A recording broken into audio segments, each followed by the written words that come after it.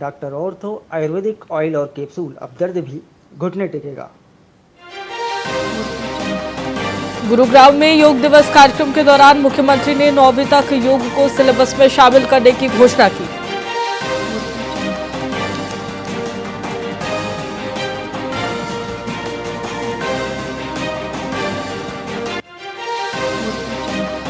हरियाणा में नीट री एग्जाम के दौरान कड़ी सुरक्षा व्यवस्था, नोज पिन पहनने पर छात्रा को रोका गया, बाल खुलवाए गए और कलावा भी कटवाया गया।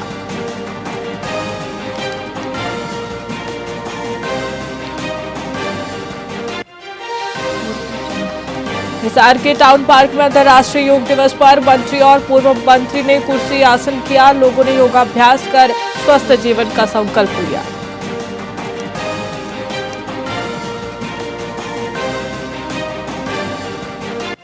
रोहतक में कैबिनेट मंत्री अरविंद शर्मा ने कहा कि प्रधानमंत्री मोदी मजबूत वार्ताकार हैं, उनकी वैश्विक पहचान बढ़ी है और हरियाणा नशा मुक्त बन रहा है।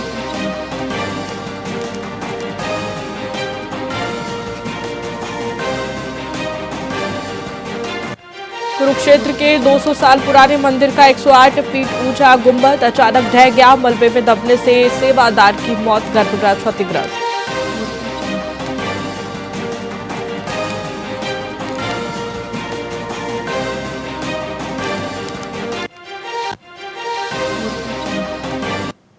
नमस्कार, मैं आपके साथ खुशी गोस्वामी। वीआईपी न्यूज पर आप सभी का बहुत बहुत स्वागत है। रुक करेंगे खबरों की ओर। आज पानीपत में नीट की परीक्षा आयोजित की जा रही है, जिसके मद्देनजर प्रशासन पूरी तरह से सतर्क है। जिले में 7 परीक्षा केंद्र बनाए गए हैं, जहां 2686 परीक्षार्थी अपनी किस्मत आजमाएंगे। किसी भी अप्रिय घटना से निपटने के लिए हर केंद्र पर पुलिस का कड़ा पहरा लगाया गया है और आला अधिकारी लगातार परीक्षा केंद्रों का दौरा कर रहे हैं।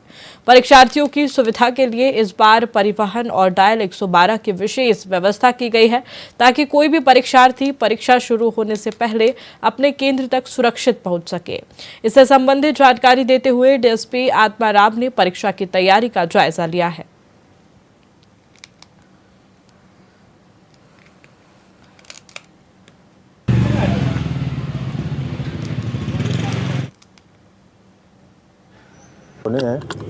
ये अभी 10:30 बजे हमारी एंट्री कैंडिडेटों की शुरू हो जाएगी।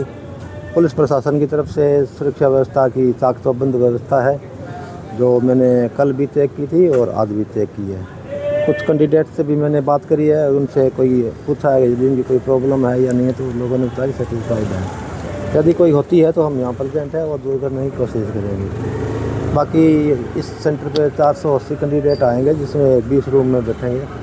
सभी कमरों में सुरक्षा व्यवस्था के पुख्ता इंतजाम किए गए। सर, जिस तरह पुलिस अधीक्षक ने भी आदेश दिए हैं कि कोई अगर बाहर कैंडिडेट है और वो सेंटर तक नहीं पहुंच पा रहा तो डायल 112 की टीम उसको छोड़ कर आएगी। हाँ, बिल्कुल।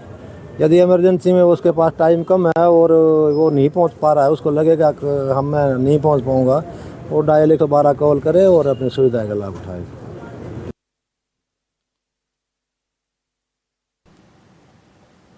अंतर्राष्ट्रीय योग दिवस पर गोलाचिका में एक भव्य कार्यक्रम का आयोजन किया गया, जिसमें सैकड़ों बच्चों, खिलाड़ियों और स्थानीय लोगों ने उत्साहपूर्वक भाग लिया।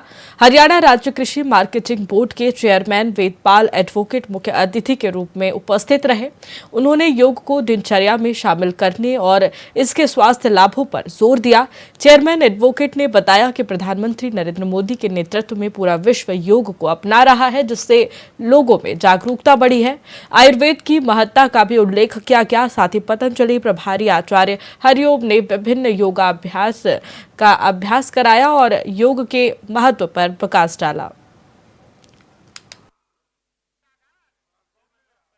आपको बधाई हो योगा डे की, और आप क्या संदेश देना चाहोगे जनता को? देखिए, आज का जो दिन है वो एक ऐसा दिन है जो अंतर्राष्ट्रीय स्तर पर लगभग 200 से ज़्यादा देश आज योग दिवस मनाते हैं, योगा करते हैं, योगा सीखते हैं। और जितने योगा इसमें प्रोटोकॉल में बताए गए हैं, अगर आप उतने भी योगा कर लो तो पूरी तरह से स्वस्थ रहेंगे आप व्यक्ति, और स्वस्थ शरीर में स्वस्थ दिमाग वास करता है। ये प्रधानमंत्री श्रीमान नरेंद्र मोदी जी की पहल पर उनकी पूरे विश्व को एक सहमति के उस पर लेकर के आना और भारतीय संस्कृति को आगे बढ़ाना, एक बहुत बड़ी उपलब्धि है। और उस उपलब्धि में भी जो व्यक्ति इसको करता है, जो हिंदुस्तानी इसको करता है, जो पूरे विश्व का नागरिक जो इसको करते हैं, वो सभी स्वस्थ रहेंगे, बीमारियों से मुक्त रहेंगे, दवाइयों से दूर रहेंगे और लंबी उम्र जिएंगे। ये बहुत बड़ा काम हमारे प्रधानमंत्री जी ने किया और हमारे देश के लिए।